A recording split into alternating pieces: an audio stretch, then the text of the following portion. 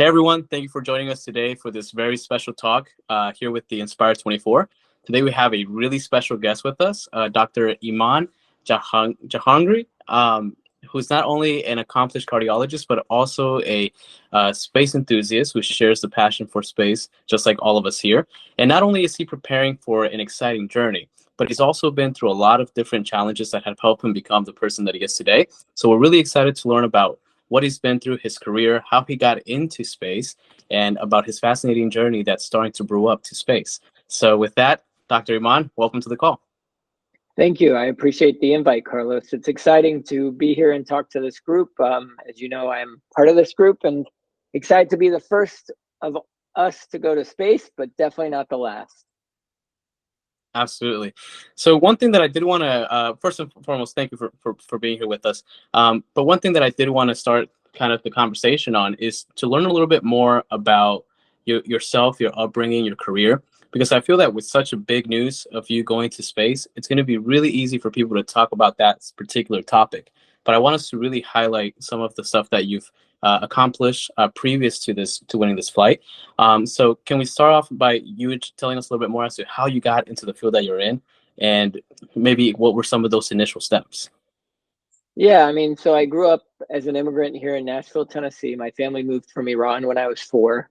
And growing up, my parents were at least always encouraging me to do education, right? It was always education, education, education. That's the way to the future and kind of the way to help lift yourself up and lift up the family. So from a young age, probably around high school, I had realized I wanted to be a physician. I think younger than that, I had wanted to be an astronaut, but at some point, much like many kids, you probably have a dream and then you let it go for a more practical dream. So the more practical dream was, how do I become a physician? Because there were certain steps I knew I could kind of pursue to achieve that. I was very fortunate. I mean, I grew up in a very loving, extended family. I grew up with all my cousins, my aunts, my uncles, my grandparents. Everyone was here in Nashville. So it was a good place to kind of thrive. Back in the 80s and the 90s, there wasn't a lot going on in Nashville, and you could just kind of enjoy being a kid and get out there and explore. I remember, my love for science was young. My dad would actually tell us to go catch frogs, and we would bring them back home, and he would dissect them with us. And he was a physician, and so, back in Iran and here, and so he would actually help us go through the anatomy of a frog. I remember doing that when I was maybe like 8 or 9 years old, which is probably earlier than most people dissect things. Then at some point in my youth, I was collecting tadpoles from a lake, and my parents would let me grow them in my fish tank, which was pretty crazy. So you could watch them grow into frogs and then release them. They wouldn't let me keep the frogs. So I think I always had a love of science, and, I think sometimes one way immigrants think is that you need something stable, and being a physician is both an excellent kind of profession where you're always helping people. You can make a good living doing that, and also it's a relatively stable career. So I was fortunate to have people kind of direct me and guide me through that. Now, that didn't mean I didn't have, crazy harebrained schemes like wanting to become an astronaut. I just had to put them in the back burner while I tried to accomplish the more practical things. Interesting. So one of the biggest takeaways that that from what you just brought up is the fact that you're an immigrant, that you came into this country, and that I'm sure your parents came in with the intention of giving you a better future. But one thing that stood out to me was that the part of having stability in the long run is really what's encouraged. Would you say that at an early age, did that divert you a little bit from these big dreams of wanting to become an astronaut? And if they did, how did you find your way back on that path? Because I've seen some of the stuff that you've done in different activities involved in space. So I'm curious to know as to how far did you divert from that path originally growing up, and then how did you get back onto that path, and what were some of those steps that you took to say, okay, now I have the stability, let me go ahead and chase those dreams again? Well, I'll give you kind of 2 stories. The first one is I didn't really rethink about pursuing this career as an astronaut until I was practically done with medical school. So I had achieved that expectation and that stability. And then I said, we were down in Kennedy Space Center with my folks, and I was looking around, and I was like, this is what I wanted to do. Like, why am I doing this other thing? And, you know, as soon as I could apply to be an astronaut through NASA and luckily met the qualifications because I was a physician, I did it. So I would say I probably took the safe path of making sure I had a stable career before leaping into it again. But I do think what you're bringing up may have held me back during my first interview. So I remember when I went and interviewed with NASA as a finalist in 2009. You know, they ask you lots of questions and you meet lots of cool people, lots of astronauts. And after my interview, I was somewhere else on Johnson, on the camp, you know, like the base over at Johnson at the Space Center. And one of the astronauts, I'll name her, leave her unnamed, came up to me and she's like, everyone really liked you. You know, they really liked your stories, blah, blah, blah. But, you know, if you get this, you're not going to be a physician anymore.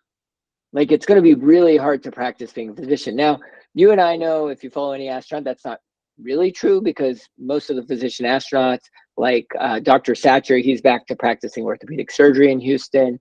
Anan is over and she's in Houston doing stuff with the flight surgeon people. So people still practice afterwards, but she came up and she's like, are you ready to give it up? You know, you've worked this hard. And I think I hesitated. I think I heard that kind of stability in the back of my mind of like, you need a stable career. Like, a physician makes a lot more money and you have a lot of debt from medical school versus a government employee being a NASA astronaut. And I think she picked up on the hesitancy. And I often look back at that and wonder, did I kind of get myself into trouble? Like, would I have been picked? Is it possible that I would have been picked, you know, as one of those, I was already a finalist, if I hadn't hesitated? Interesting. So I think that that might be something that a lot of people who are encouraged to pursue a career in that field, or and I want to touch a little bit more as to your career as a cardiologist. They face that hesitation a little bit, but they don't really see the full effect, or they do question whether that was one of those factors that maybe dictated whether they went that path or not. So that's really interesting that you bring that up, because I wasn't expecting for you to say that you hesitated a little bit, but of course your passion for practicing that, you know, is a factor. So I'm curious to learn more as to you go to medical school. What drove you to go to the route of becoming a cardiologist? What was there, and was there anybody involved in that process? Because, you know, we talked to a lot of different people, and there always seems to be someone who had an influence on them when they were younger. I know that in this case, you mentioned that your dad, your parents were always there, kind of encouraging you to do all these different things. So was there anybody else who pushed you to that path, or that showed you or took you under their wing, that made you pursue the career in cardiology? Yeah, I mean, I think a lot of it comes down to when you're in medical school. So for people who don't know, you know, you do college and then you go to medical school in this country. And you're undifferentiated when you're in medical school. It's like you're a stem cell. You can do anything, right? Like, on day one, I could have been a neurosurgeon, I could have been a pathologist, and kind of choose your path. I was fortunate enough to have a research mentor, Dr. Carl Weber, who's based out in Memphis. And from the first year I was there, you know, I was kind of looking for someone to work with and do research and learn from. And he was very kind and kind of took me under his wing. And then from him taking me under his wing, a lot of the fellows who, if you're a first year medical student, that means you're like a 23, 24-year-old person probably. And the fellows are way along in their training. You know, they're probably in their early 30s.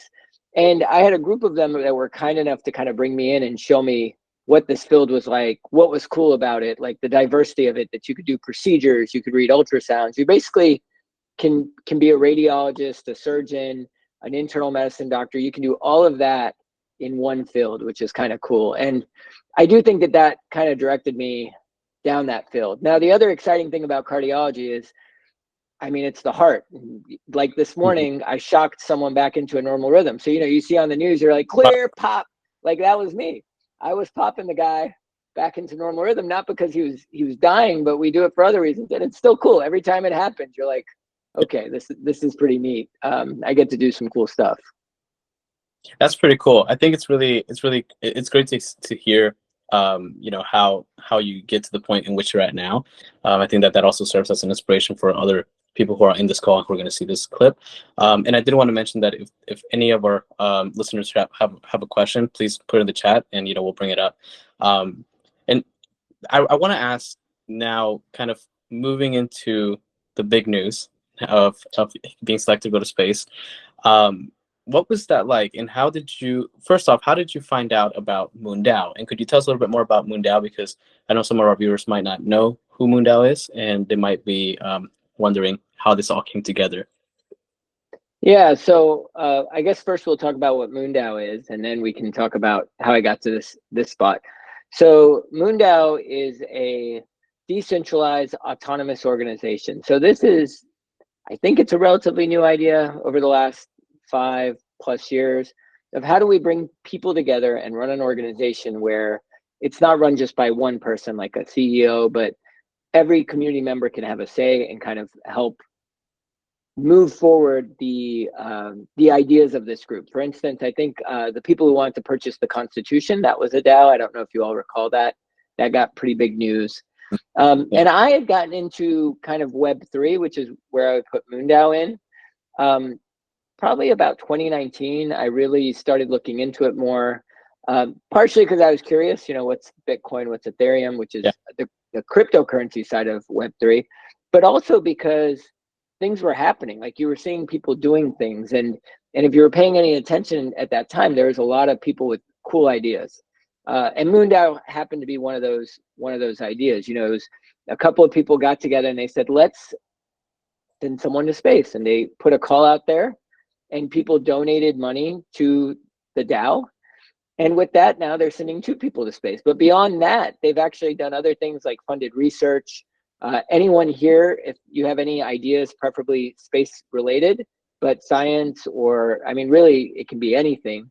You don't even have to be a part of the community yet, but you can get on the website at Moondao and put forward a proposal, which is just like a Google Doc with what you want to do. And then the people in the DAO look at it and they can decide whether or not it has merit and whether we fund it. So I think that's pretty amazing that you have this like entity that's not a government entity that can fund people's research and can send people to the space.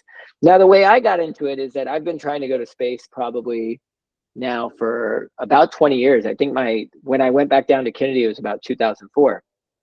Oh. And so back then, all you had were the, like pretty much NASA or the cosmonauts. Well, I didn't have $50 million. I couldn't fly with the cosmonauts as a private citizen. So NASA it was. So every chance that came around, I applied with NASA. 2008, 2012, 2016, 2020. And then lo and behold, 2021, everything changed. And I think we were all there. That's when this group formed.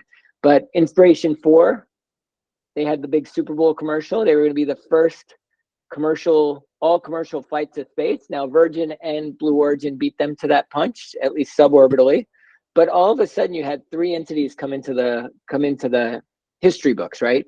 And now you had a way to send private citizens, albeit still wealthy private citizens, to space.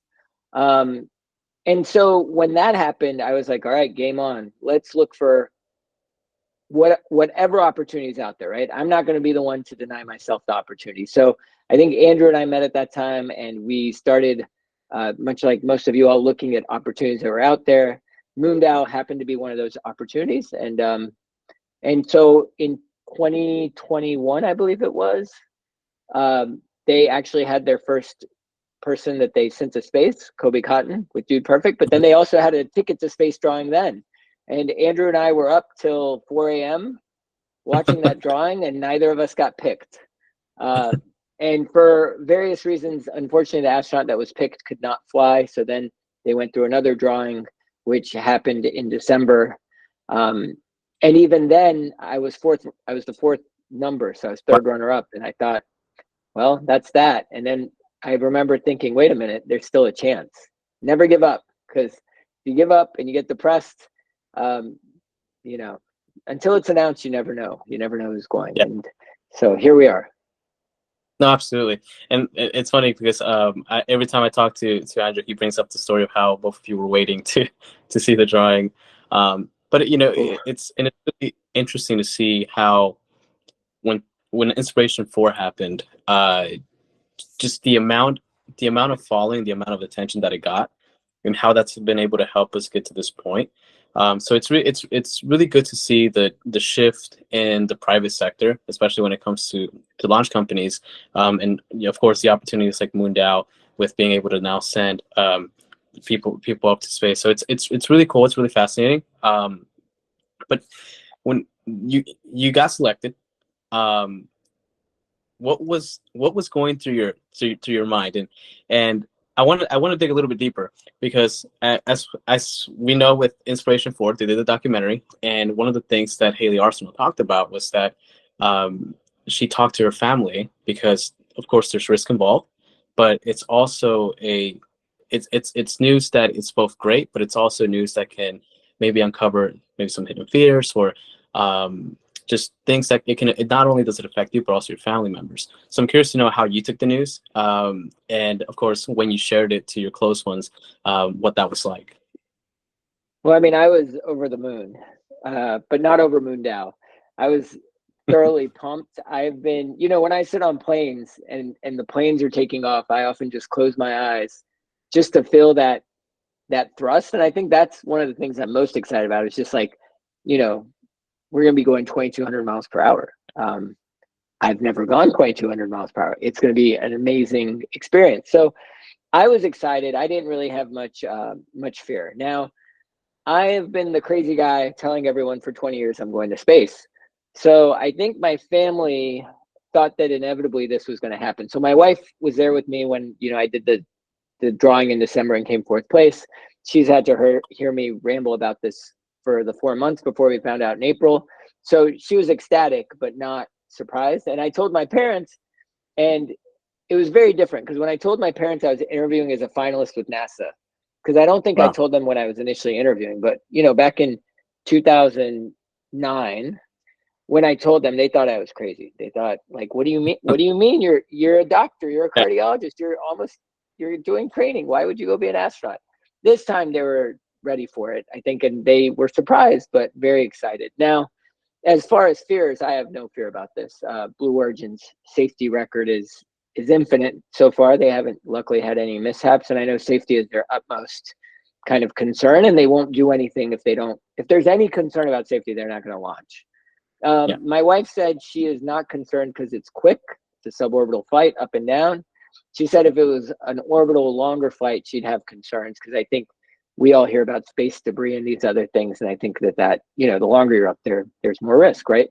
My parents, every time I talk to them, say they are very proud of me, but they will be much prouder when the parachutes deploy and the rocket lands on the ground. So I think they are more concerned than anyone else in my family. Wow. Well, it's definitely interesting to see the perspectives, and I think that it's always important to look at the safety precautions that Blue Origin takes and that other launch providers take, because at the end of the day, space is hard, but of course they're not going to conduct a mission where there's obviously red flags or concerns. So I think it's really interesting to hear their reaction, and like you said, they knew that it would happen at some point, and now knowing that it's actually going to happen, it must feel surreal. Before you launch into space, I'm sure that you have an idea as to what it's going to feel like, and what you're going to come back down to Earth, and maybe have a different what your perspective is going to be after that. But how do you think that this is going to affect you, and how do you feel that this is going to affect your career in terms of maybe new ideas for experiments, new ideas for research? Kind of walk me through as to what you would like to accomplish after this launch, and how you feel it's going to affect you. Yeah, so I try to visualize what it's going to be like to go up, just like any other big event. You want to have some idea, but I don't know. I don't know what it's going to feel like. I am going to try to be very present, and I'm going to try to be open to the situation. What I do know is that I'm going to focus more on taking in the view than necessarily the weightlessness. The weightlessness is going to be awesome. You can't get that long of a weightless episode, on Earth yet, right? Because even with the 0G flights, they're not for 4 minutes straight. But I'm gonna look out, and I'm gonna see. Now, you asked a very important question, which I think is for any of us going up on these these kind of short flights is why. Like, what's the why? What are you going to do when you get back? I think for me, I would like to try to inspire young people, both, people who maybe come from underrepresented groups, or people who are immigrants, or people whose families don't have means, and say, look, you can do hard things, you can follow passions, you can have really big dreams and really big goals, and if you break it down into small chunks and you get those small achievements, it's going to snowball into a bigger achievement. And yeah, you need support, you need mentorship. I think you had kind of pointed that out before, Carlos. You can't do this in a vacuum. But I hope that I can serve as an inspiration to people like that from a larger perspective. Now, personally, for my career, I think I'll always be a physician. I don't think that's going to go away. It would be nice to be involved in some more space biomedical groups or companies. If there was an opportunity to work with other companies, either as an advisor or as a researcher, I think that would be pretty amazing. I don't know, right?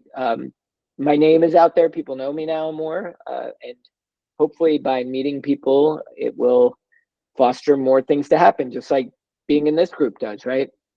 Meeting each other, you get to know each other, and then you find someone that's interested in something you're interested in, and you never know where it goes. I think that's really great, especially when it comes to being able to inspire and be that role model. I think that especially in times like the ones that we're seeing now, you need to have positivity in the world, and you need to be able to see that it can be done. And one thing that I really resonate with what you say is that you want to inspire immigrants. I'm an immigrant. My parents came here to give me a better life. So it's one of those things where when I see somebody do that and achieve it, it's like, look, we can do it. And also as a DACA recipient, my goal is to one day inspire those who have DACA. So it's really great to see it. I think that there's also this image that only the wealthy can go to space, and that they just want to go for fun. And I think that missions like these, and of course people like yourself, show that that's not the case. That it's about being able to push forward and providing that pathway for other people. What piece of advice would you have for young adults who are just barely starting their career, for people who are already in their career and they want to pursue space, and for those who are non-technical, because we're starting to see a rise in contributions for people who aren't engineers, who aren't doctors. Of course, there's going to be different openings, but what are some piece of advice that you would give them? Yeah, I think probably the most important thing is to find something that you enjoy doing. I mean, they always say chase your passion. Maybe initially you should chase something practical, but that you enjoy and that you're good at. Because becoming an astronaut, the astronauts will tell you, you shouldn't do things just to become an astronaut. You should do things and then also try to become an astronaut. So I think it's important to find what you enjoy doing and then do that. Now, you made a good point that over time, more and more fields are going to be needed in the space world, right?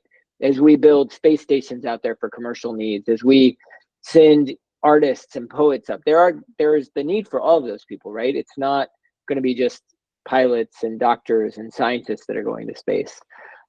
So the other part of that would be that while you're pursuing all of those things that you love and that you're kind of trying to do for your career, keep in mind the space stuff. So it helps to have groups of people like this that can kind of lift you up and kind of push you along.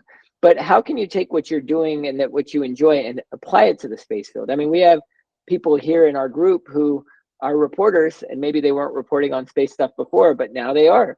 And that's a very good example of, like, you have a career, you have something you're enjoying doing it, and now you're going to find a way to apply it to space. Because there is really, you could be in media, you could be really good at writing grants. I mean, all of these things are needed in the world of space. And there's a good book that came out recently, I have it back here, but saying that space is, I mean, it really is going to be the largest industry as far as wealth, like value, like how much money gets pumped into space. Once we really start going, hopefully in the next decade, or maybe two, if we think it's going to be a little slower, the amount of industry and money that's going to go into this field is huge, which means that they're going to need everything. They're going to need teachers and plumbers and miners, and I mean, anything you can think of. Yeah, absolutely. And I think that you brought up a great point, which is, that space is going to be one of those industries where you're going to see a lot of new opportunities open up, and there's going to be requirements for teachers, doctors, as well as training. So it's like it's really cool to see this starting to happen and being at the correct time and seeing it evolve. Now, I'm curious because I know that a lot of people are probably wondering this too. But it's now that we know that you're going to go to space, have you been able to connect, or did you already connect in the past? I know that you mentioned that you were finalist for NASA, but have you been able to connect with other influential people within the space sector? Did you get added to the group chat of all astronauts? So what's it been like? What has changed since the news came out?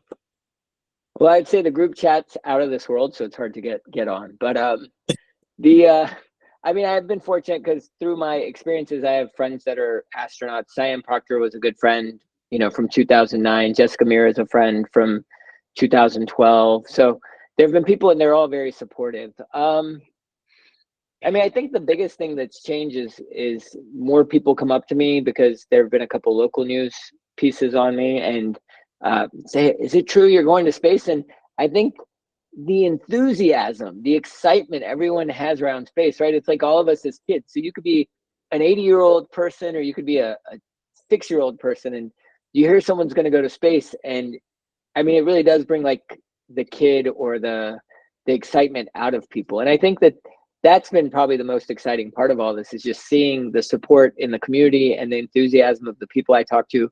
I haven't played basketball in 20 years, and I'm a graduate of the public high school system here, and they've asked me to come next Saturday, not this week, to play in the alumni all-star basketball game. So my goal with that game is to not tear my Achilles tendon, but I mean, that's cool, right? Like no one would have ever asked me to play basketball for the alumni, whole Metro Nashville public school system. So I think that stuff is cool. I think it's a fun part of it. Now, there are more people connecting with me on LinkedIn. Some people have asked me to participate in certain things that are space related.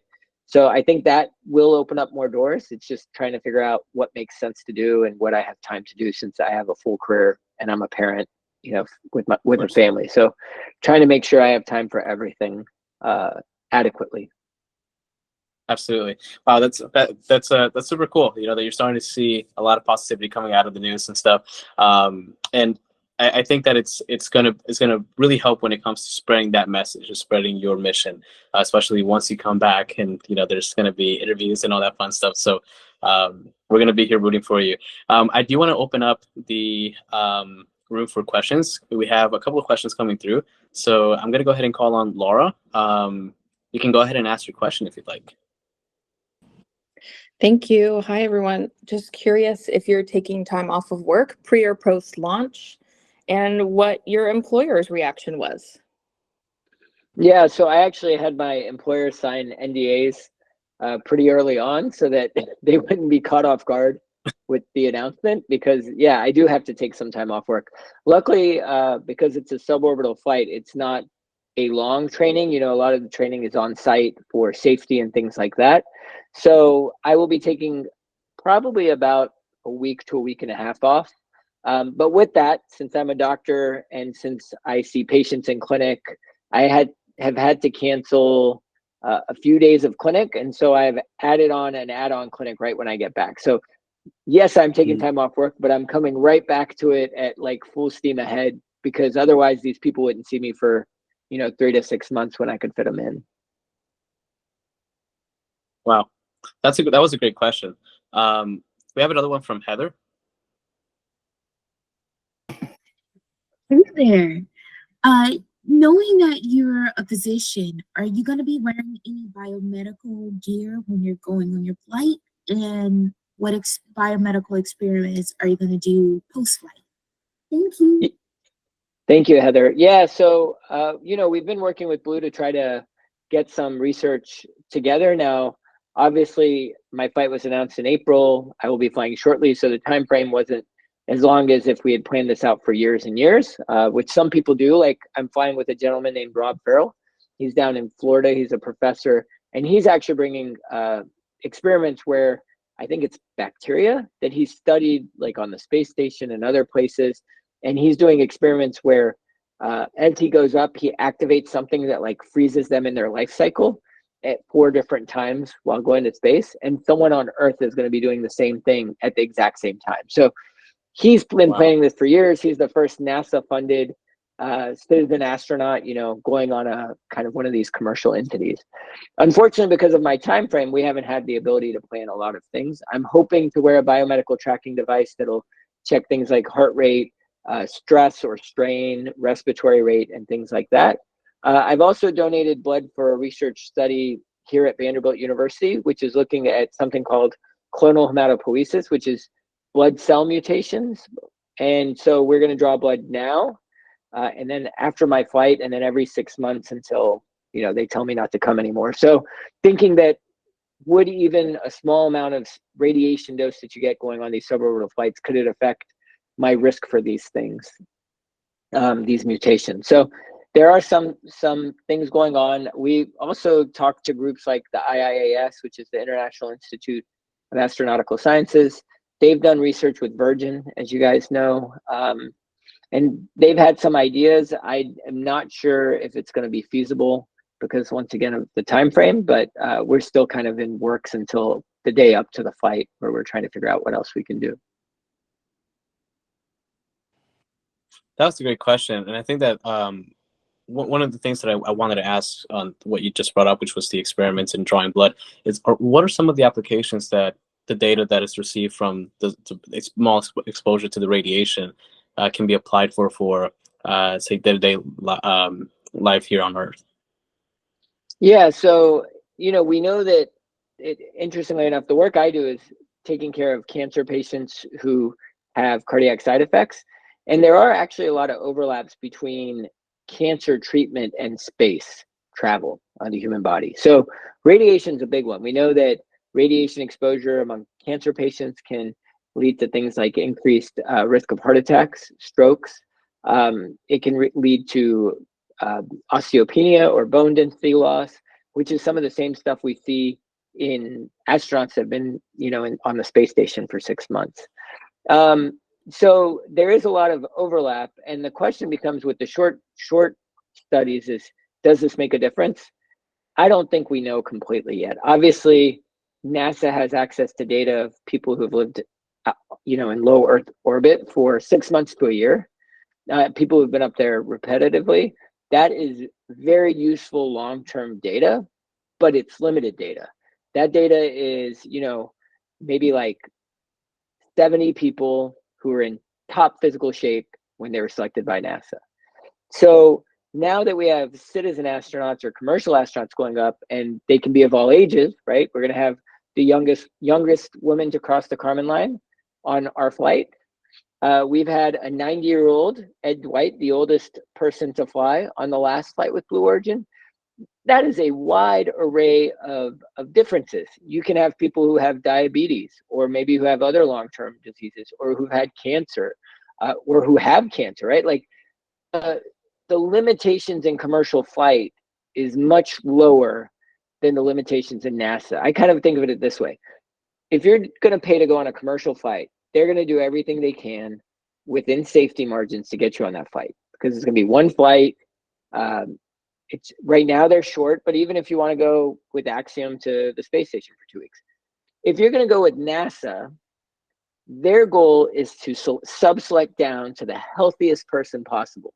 So they're going to knock out everyone that they can, because they're about to invest millions of dollars in you and hope that you have a 20-year career. So if we can get more and more data on this subset that we don't have, which is the everyday person, then it does add to like an understanding of who's safe to go out. Sure, right now we're only going up for 4 minutes, but hopefully in 10 years we'll be going up for a tour on the space station that's built by Blue Origin. And, you know, maybe you're going to go up there and do some science or some mechanical work or pressure wash or fix some roofing. Who knows, right? Like anything is possible. So is it safe for you to go up, Carlos? You know, is it safe for Andrew to go up for 2 weeks? And so we do need data on like how people do on these flights, even if they're short, because we're the people who are going to be going up, not there's going to be Yeah. way more of us than there are NASA astronauts at the end of the day. No, absolutely, and I think that that's a great thing to talk about. I think that there needs to be a little bit more conversation to where the future of space travel is going, because the general population, isn't what NASA would consider back in the day the right stuff.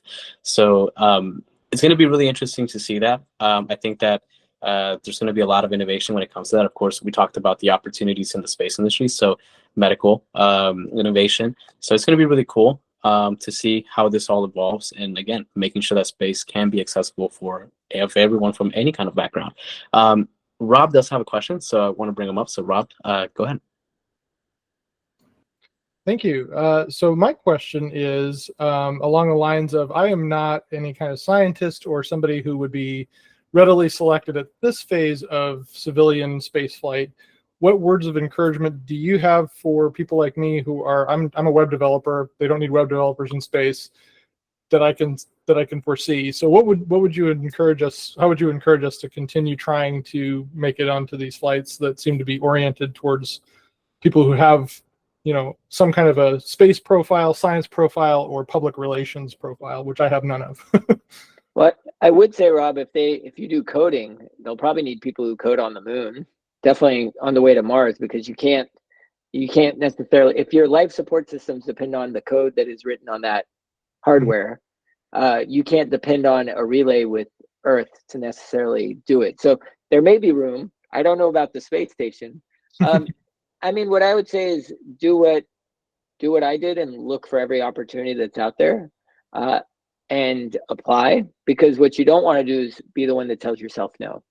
You may have something that's resonating with whoever's choosing at that moment in time, and if you don't apply, you'll never know, right? So when I applied for NASA in 2008 for the 2009 cycle, I did it because I was like, well, I'm not going to tell myself no. I was like, they're not going to pick me. Like, there's no way I'm getting an interview, right? I'm like this little nerdy Iranian kid. I was 27, 28 at the time. Like, why would they? I'm not military. I'm not a pilot.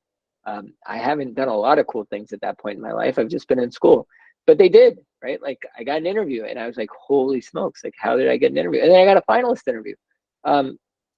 2004, 24-year-old Eiman thinking about going to space, never would have thought that was like even remotely possible. But I still applied because I don't know what people are expecting, right? I don't know why my wife married me, but she saw something in me she liked when I asked her out, 17 years ago. And I didn't think she'd go out with me, but she did. And here we are. Same thing goes with space. You just got to pursue those things you love, and hopefully it works out.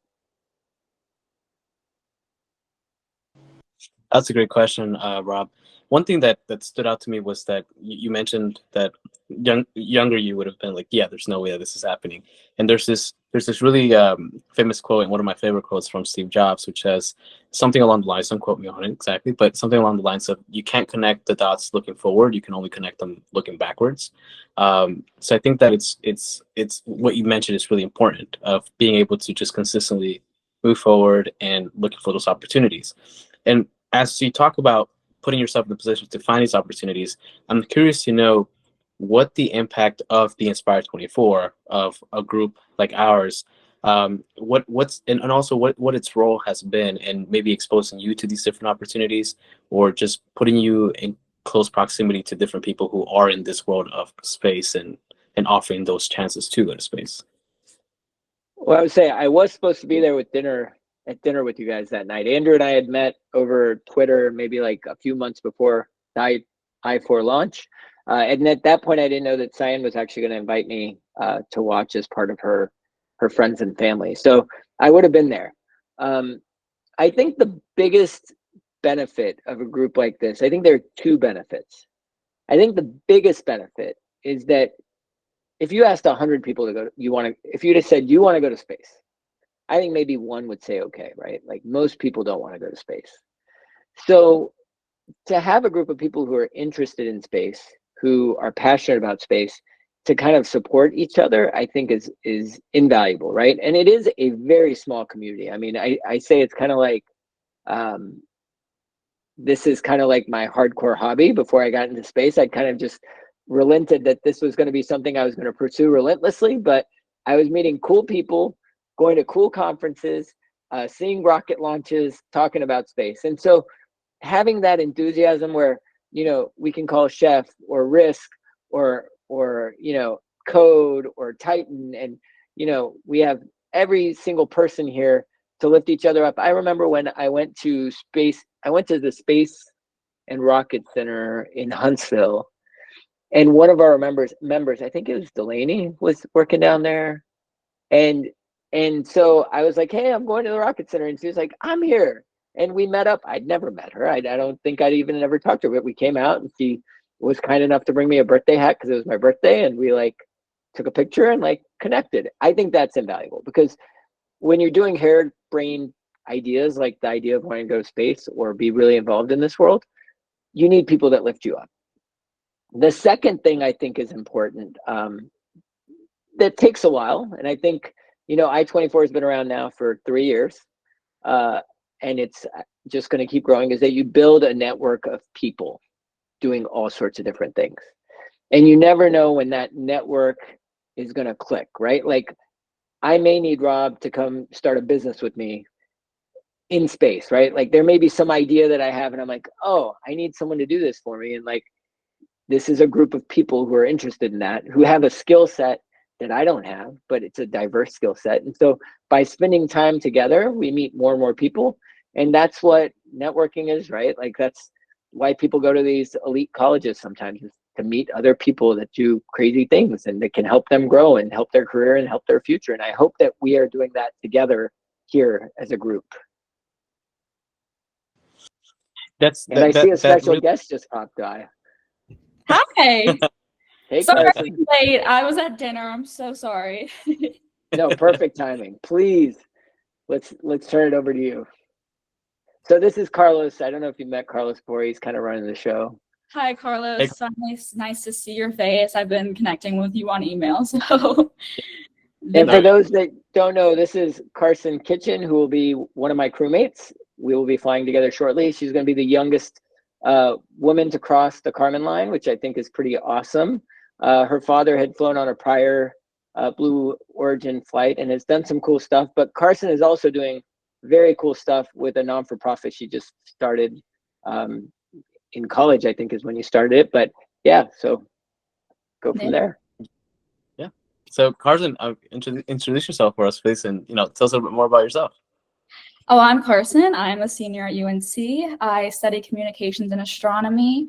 I recently founded an organization called Orbitel that aims to inspire young women to pursue opportunities and careers in the space industry. As a young woman, I can attest that it's very daunting as a high schooler or even as a college student to think about joining the space industry. You think you have to belong to this elite group of people. You think you have to have a degree, a PhD in quantum physics or a degree in aerospace engineering in order to be able to be successful in the aerospace industry. And that is just not the case anymore. So I want to showcase young women through interviews with people who work in different sectors in the space industry, that there are multiple different paths that you can take to get into that industry. The space industry, like any other, is a business like any other. They need accountants, they need journalists, they need lawyers. So that's really what I aim to do. I also provide educational resources, opportunities for people to get involved in fellowships and space grants. And I hope to create a mentorship network. I also hope to visit local universities and colleges to set up space-themed career fairs, but also set up in-school and after-school programs in middle schools and high schools that help teach young girls about astronomy and what life is like in the space industry. Wow, that's amazing. That's really cool to hear. And that's actually one of the things that we were just mentioning to the group, which is space is going to be open to people who aren't necessarily engineers or have that PhD or belong to that what you would consider the elite family where you have all the money to buy the seats, right? So it's one of those things where we need to see a push towards inclusivity and bringing people into the space sector and making them realize that you can have a shot at this. So we do have a question from Andrew Titan. So I want him to, go ahead and ask that. So you can come onto the stage, Andrew. Hi there, Carson. Thanks for Hi. joining us. Thank you so much for having me. Yes. So it seems like you and your dad are kind of making this a family business, which is great. I love this. So did your dad give you any advice about making a decision to fly? My dad, it's actually really funny. When my dad told me that he was going to space, I was obviously so excited for him. But the next thing that came out of my mouth was, you shouldn't be going to space. I'm the one in this family that's a space nerd. I should be the one going to space. So my dad has always been fascinated with space. As a kid, he would always take me out at night and we would look up to the stars. And I remember telling him all the time that one day I'm going to be an astronaut. So it's incredible that I actually get to be able to do that at such a young age. And I just am so grateful and so lucky to have this opportunity. I'm so excited. Yeah, that's super cool. I mean, to be the youngest, I mean, at 21, that's super amazing. So walk us through the process, right? So you're in school. Tell us a little more as to what got you into the field of study that you're in, and how did that segue into getting into the opportunity of going up with Blue Origin? So I currently study communications and astronomy. I love astronomy. I always have, and I always will. I find it extremely fulfilling and satisfying.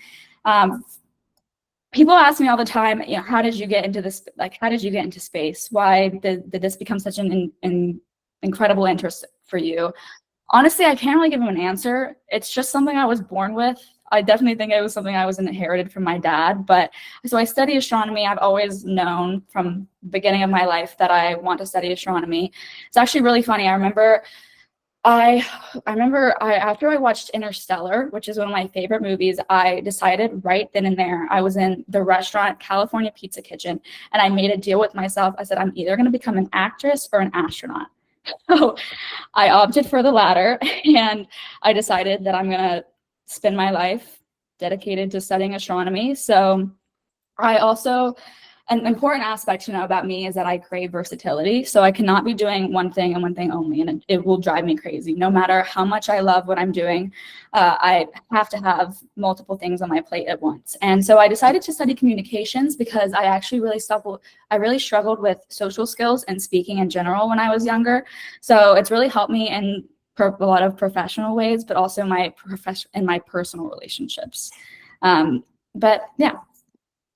Wow, that's really cool. I think it's you know, when people ask the question of, you know, what got you into this, there's always the expectation of, oh, something like super like serious, right? And then for you, it's just watching the movie, and then that's what kicked off the inspiration. Yeah. That's really amazing to hear. I do want to ask you this. So, once you found out that you were going to go up, what was the reaction? The same question I asked Dr. Eiman, which was, what was your initial reaction? But then, what was the reaction of your close ones, of your family, knowing that you're going to be going up? Honestly, I don't think that it's something I've processed, and I'm sure that Mon can attest to this as well. It feels like it's not really happening to me. I found out 2.5 years ago that I was going to be going to space, and at that point, I was literally crying the entire night. My friends and I, we cracked open a bottle of champagne. We were all hugging, screaming in a store, going, I'm going to space, and everyone knows how much I love space. It's something I want to dedicate my life to. It's something I've loved from the minute I was born. And I decided right then and there, I was like, I can't process this right now. I can't think about this every single day for the next 2.5 years. So honestly, it kind of just clicked in my brain when I heard on last Friday that this announcement will be going out, that I have a projected launch date, that all of this will be happening as actually happening to me. I don't think I'll actually process the fact that I'm actually going to space until I get in that rocket. So yeah. I'll let you know then how it feels. What are your expectations? You know, because Dr. Eiman said that, you know, it's just something that there's nothing else close to that. There's nothing close to that experience here. So, but I'm curious to know, what is your expectation of what the flight's going to be like? What do you think that you're going to feel? Because again, it could be completely different during the moment. But what are your expectations so far? Like, what do you look forward to, especially on that flight? One of my really close colleagues and a very close esteemed mentor of mine always tells me that space is one of the greatest stories that humanity's ever told. And that sentiment has always resonated with me. And I agree with her that space as a whole, it represents unlimited possibilities. It tends to bring everyone together in a way that I don't think we really quite understand yet. And many of these possibilities we're still figuring out. And I think it's its endless nature that makes it so unique. And there's nothing like it. So I know that going to space hopefully will bring new appreciations to my life and a new perspective that I can't possibly imagine. But honestly, I'm really excited to tell that story from my point of view. When it comes to expectations about what I want to see, I have decided that I don't want to set any expectations for me. Not that I think I'll be disappointed. I don't think that's a possibility at all. I just want to be completely surprised in the moment. I don't want to have any expectations for anything about going up there. I just want to let the experience be what it is, because I think that will cultivate the most meaningful new perspective that I can bring, and I can hopefully share with everyone else and inspire them. That's great. 2 questions. Well, 1 question for both of you. And if you can touch on this, great. If you can't, then it's good too. It's fine. But I'm sure that a lot of people are probably curious as to what you can take and what you can't take. So if you can go to space, can you let us know at least 1 item? And if you can't take it, the one thing that you really want to take up there, what was that item that you wanted to take with you? Iman, do you want to start? I guess I will start. I am not super materialistic. We lost our house in a wildfire in California in 2017. The Tubbs fire was like the first big one, where we woke up in the middle of the night, someone knocking, and there was fire everywhere. So we just kind of ran out of the house without everything. So at that point, I had lost basically everything, our wedding rings, and I mean, pretty much everything you could have. So I'm actually not taking anything up for myself, because I think I am what's going to space. Like, that experience is, to me, is what's going to be meaningful and that I'm going to carry with me. And I'm not someone who journals, but for the last 30 days, I've been keeping a journal every night just to kind of write down my thoughts about this experience.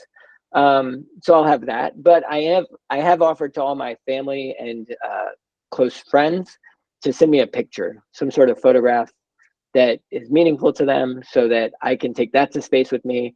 I will be the first Iranian man. There have been 2 women before me. I will, it's a big deal for my family. I think that everyone is very excited to see me fulfill this dream. So I'm procuring all the photos for my aunts and my cousins and my nieces, and putting them in my payload bag, which is not very big. So we have a weight limit and a size limit.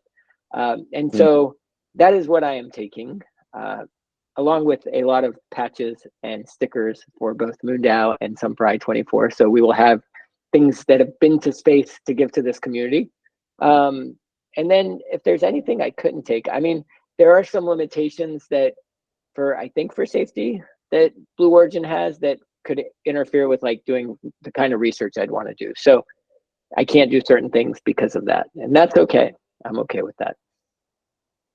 Wow, that's super cool. Well, we thank you for taking some I24 stickers and some Moondow stickers. That's going to be pretty cool. Karsen. The first thing I thought of when they asked me what I wanted to bring to space was my cat, but unfortunately can't bring my cat to space. I, unlike Iman, am a huge journaler. I've been journaling since I was in high school. I don't think my journal is going to match that weight limit. I think it's going to be too big. It's a pretty chunky journal. I am bringing, that is on brand for me, I'm bringing an astronaut Barbie to space. If anyone's seen the Barbie movie, you kind of know that the whole message behind Barbie and Mattel in general is that women can do whatever they want to do, and that there are infinite possibilities and all these societal expectations that are placed on women that they need to be broken. And I'm bringing this astronaut Barbie because I have esteemed the nickname astronaut Barbie from my friends in the past couple of months. But I also think that this will be a feasible, tangible thing that I can show that shows that women are capable of whatever they put their mind to, and that there are so many barriers that we have left to break, but this is just one step further. I'm also bringing stickers. I think that'll be really cool that I bring my friends. I've also offered to all my launch guests and all the close people in my life, if they want to give me something very small, like a piece of jewelry or something, like an heirloom of theirs that they want to have me bring with them, that I'm more than happy to do that. Or like their name written on a piece of paper, really anything they want. Well, who's going to be taking care of your cat when you're in space since you're not taking him? One of my friends who's staying back is going to be taking care of my cat. She's now gotten the nickname Space Cat, which is the best nickname she could possibly get. We just asked so that way we know you're not smuggling your cat into the capsule.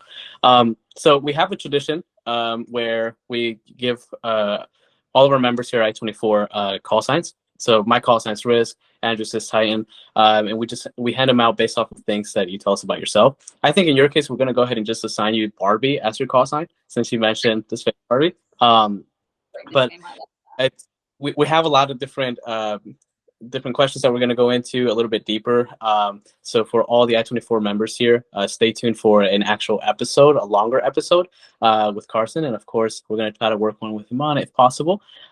So we're going to go a little bit deeper, learn a little bit more about their backgrounds. So stay tuned for that. We're going to send out an update to everybody. I want to thank both Eiman and Carson for being here with us today. We really appreciate your time. We're excited for you both. We're rooting for you both. So if there's anything else that you would like to share with our group, please feel free. Just thank you so much for having me. It's such an incredible privilege, and one I'm so excited to be getting to know you more and to be spending more time with you and to be going to space with you. So I think Carson, when you said you'll know it's real when you get on the rocket, I think we're going to know it's real when we get down to Astronaut Village, and it's just the 6 of us and like a few Blue Origin people, and not the whole. Because I went to NS-21, and obviously I assume you went to your father's launch.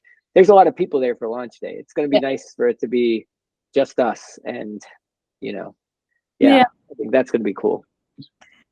Yeah, it's too big to process right now. I can't. My brain can't handle that. It'll explode. I need to make it. To the Astronaut Village, and then I can start processing things one by one. Yeah. Well, thank you, Carlos, for taking the time. Yes, thank you both. Thank you both again. Updates will come out soon. Stay tuned. And again, if you have any questions for the upcoming episode, please feel free to send either Andrew or myself a message through X or just through email. So looking forward to it. Thank you, everyone. Have a great night. See you soon. Thanks so much. Have a great night. Bye. Thank you, Carson.